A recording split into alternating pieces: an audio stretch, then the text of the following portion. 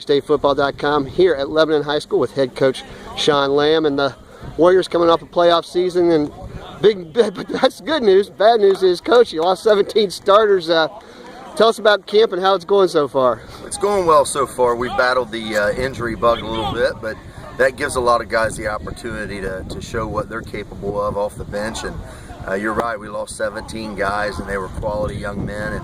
And so we've got our work cut out for us. But I tell you, something about a Lebanon kid, they want the opportunity to show what they can do on the field. And that's the great part of the preseason, as we get to evaluate these guys and put them in situations to be successful, and allow them the opportunity sometimes to even fail, to see how they're going to respond. So it's been a good preseason. We wish we were a little healthier, but we're excited about the opportunity today.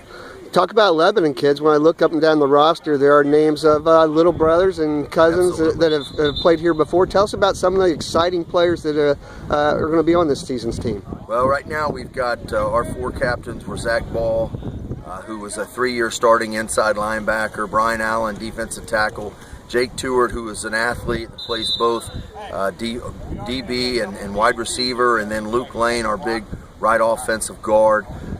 Those are definitely names that I think will pop out. We have Kyle Short, who will be starting his first season at quarterback, and that's always a new experience. We have a couple guys that came out for football this year that maybe didn't play last year or other places, and so we're excited about some of the new faces and the opportunity that they will have to establish their role here as a Lebanon Warrior. You play in a very difficult GWAC division. Talk about that a little bit, and gosh, Miamisburg and Springboro, it's tough, isn't it?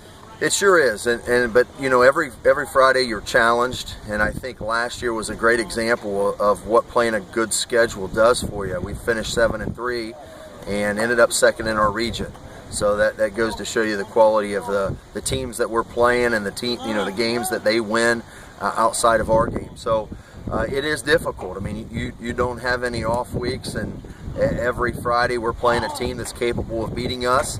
That humbles you quite a bit, and it keeps the kids' attention. So we know what we're up against, but if we want to be a great team, we've got to beat great teams.